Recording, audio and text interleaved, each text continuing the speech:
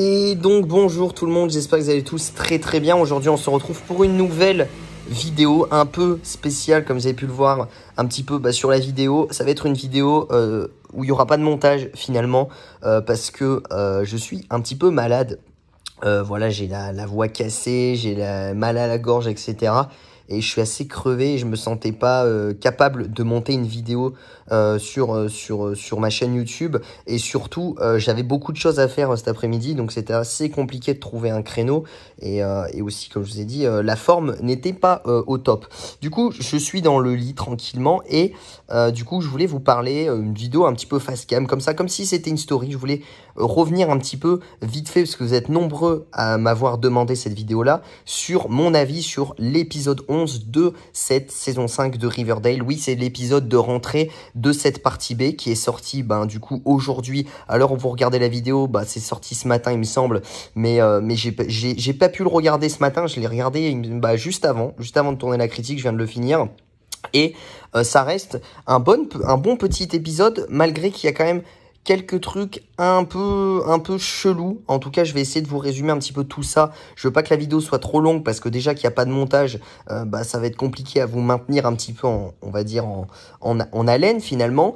Et du coup, je voulais commencer par déjà moi ce que j'ai trouvé un petit peu chelou, et du coup je m'y attendais. Effectivement, hier j'ai vu sur les réseaux sociaux et je me suis fait spoiler de cette fameuse image du retour de Jason Blossom. Oui, on a pu le voir rapidement du coup à Thornhill quand du coup Penelope et Cheryl faisaient une sorte de magie où elles buvaient une sorte de quelque chose, etc.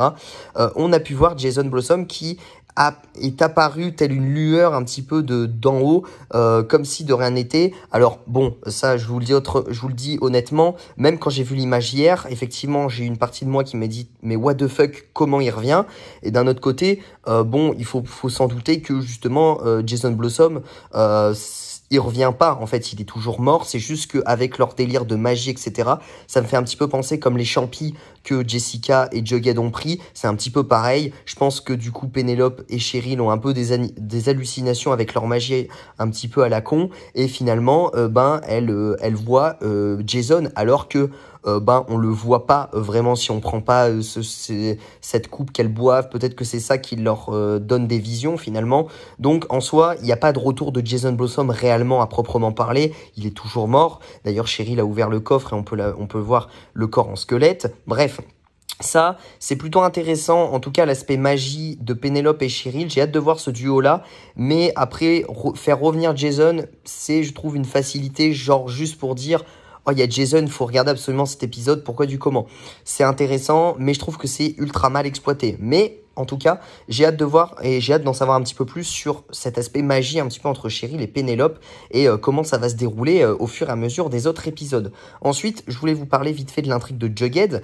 Déjà, le duo Betty-Tabitha est très intéressant. En fait, je m'attendais pas à ce qu'elles soient aussi rapidement potes. Finalement, elles sont très rapidement potes. Elles prennent des champions ensemble et du coup, elles soudent un lien d'amitié énorme. Et c'est vrai que au premier abord, je m'attendais pas du tout à ça et j'ai trouvé ça ultra intéressant, ce duo-là. D'ailleurs, Tabitha propose son aide à Betty pour retrouver sa sœur Polly. Du coup, hâte de voir ce duo-là. Après, on sait que Betty va un petit peu vadrouiller toute seule quelquefois aussi pour retrouver ce fameux camionneur. On a pu le voir dans le trailer de la partie B. Mais j'ai trouvé ça très intéressant, ce duo-là. Hâte d'en savoir un petit peu plus. En tout cas, on a pu enfin entendre finalement le message sur le répondeur du téléphone de Betty, de Jughead, qui lui avait laissé un message il y a de ça quelques années, et je m'attendais pas du tout à ce que Jughead la traite de pute, etc. Enfin, de tout, enfin, excusez-moi pour le langage, mais je m'attendais vraiment pas du tout à ce que ce message soit hyper négatif et hyper dévalorisant envers Betty. Bref, voilà, après c'était une période où Jughead, je pense, était mal en point, etc. Il était sous l'influence de Jessica aussi, parce que Jessica, elle est un peu gentille certes, mais elle est aussi un petit peu malveillante finalement, parce que elle a un petit peu donné des champis un peu forcés à Betty et du coup Tabitha pour avoir le manuscrit, etc. Donc Jessica, ouais, pas pas ouf, je suis pas grand fan du personnage. Après, je pense qu'on la reverra, mais en tout cas, c'est vrai qu'elle a un peu abusé de Betty, de Tabitha et aussi un petit peu de Jughead, j'ai l'impression. Mais c'est vrai que ce fameux message vocal, c'est vrai que personne s'y attendait à ce qu'il soit aussi hard finalement que ça, parce que Betty, elle en prend plein la gueule sur ce message vocal. Mais en tout cas, c'est vrai qu'on avait pendant pas mal d'épisodes la question à savoir qu'est-ce que c'est que ce message vocal, qu'est-ce qu'il dit, etc. Et du coup, là, on a eu la réponse et du coup, c'était très très très intéressant. Par contre, ça, c'est les parties des intrigues de l'épisode qui m'ont plu. Par contre, il y a la partie, honnêtement, je vous avoue que j'en avais rien à foutre, mais ça m'a fait chier d'une puissance. Pourtant, il y avait quand même un peu d'action, mais c'est calculé, tu sais clairement comment ça va se finir l'épisode, tu sais, c'est téléphoné le scénario, vraiment, il n'y a aucune originalité. C'est l'intrigue de Archie, Kevin, Fangs, Reggie, Veronica, tous ensemble qui doivent du coup récupérer un petit peu ce rubis que Veronica s'est fait voler par Dogger qui est de retour. Dogger, son retour ne sert strictement à rien, vraiment je trouve qu'il est d'aucune utilité. Au final, il est toujours peut-être en cavale, je sais pas s'il a été arrêté ou quoi que ce soit. Je pense qu'il il a été arrêté avec les autres fugitifs finalement. Mais au final, on skip un petit peu son retour à Dogger. J'aurais tellement aimé qu'il fasse quelque chose d'autre sur son retour à Dogger. Et au final, c'est mal exploité.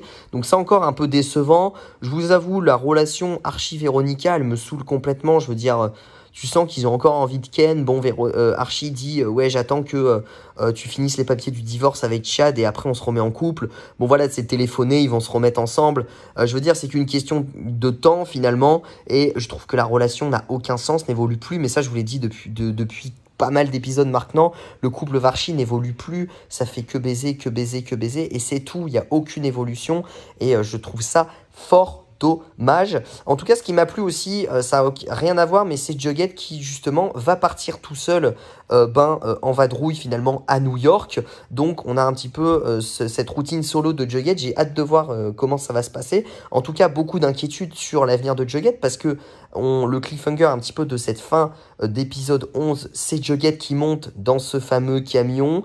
On se doute que c'est peut-être le camionneur qui est au volant, certainement, probablement même, un petit peu comme la plupart des cliffhangers de la saison 5, en tout cas après le time jump on va dire, où du coup on a à chaque fois le camionneur qui récupère une fille, là il récupère Jughead. La question qu'on se pose, c'est Jughead est un peu mal en point en plus actuellement, est-ce qu'il va s'en sortir? Mais en tout cas, ce qui est intéressant, c'est que dans les prochains épisodes, je pense qu'on aura un peu plus de Betty Jughead parce que Betty, elle, veut rechercher le camionneur en rapport avec sa sœur Polly. Jughead, lui, vient de se faire embarquer par le camionneur, donc forcément, les deux intrigues vont être liées et forcément, au bout d'un moment, ils vont ressouder un lien. Est-ce qu'ils vont se remettre ensemble? J'en sais rien. Est-ce que Jughead voudra continuer son début de relation avec Tabitha? J'en sais rien non plus. Mais en tout cas, les deux vont se retrouver un petit peu, vont se rechercher. Après, on a quand même une Betty qui est très, très affroidie et depuis, je pense aussi, le message vocal, vraiment, ça l'a vraiment refroidi complètement de reparler à Jughead, etc. Oui, l'intrigue de Archie, du coup, et de Hiram, le shérif Keller, etc., qui sont capturés dans le Hell Royal, j'ai trouvé ça mais nul à chier. Honnêtement, c'était évident qu'ils allaient être libérés, qu'ils allaient avoir un plan, etc. D'ailleurs, j'ai trouvé ça mais vraiment ridicule, la façon dont Archie et ses collègues arrivent dans le Hell Royal à la Batman, le plan à la Batman. Genre, j'ai trouvé ça trop facile et tout se passe bien, il n'y a aucun élément qui se passe mal. Franchement, c'est d'une facilité mais monstrueuse et ils ont voulu faire à la Batman, mais moi j'ai trouvé ça ridicule. Personnellement, j'ai trouvé ça limite honteux de la part des scénaristes d'avoir écrit ce truc comme ça. Franchement, c'est terrible. Et puis, il n'y a aucun suspense. À la fin, finalement, Véronica récupère son rubis. Tout le monde est content. Il n'y a aucun mort. Voilà. Donc, hâte de voir un petit peu le futur développement de Reggie. En tout cas, on s'en doute que Reggie va plus coopérer avec Hiram dans les prochains épisodes.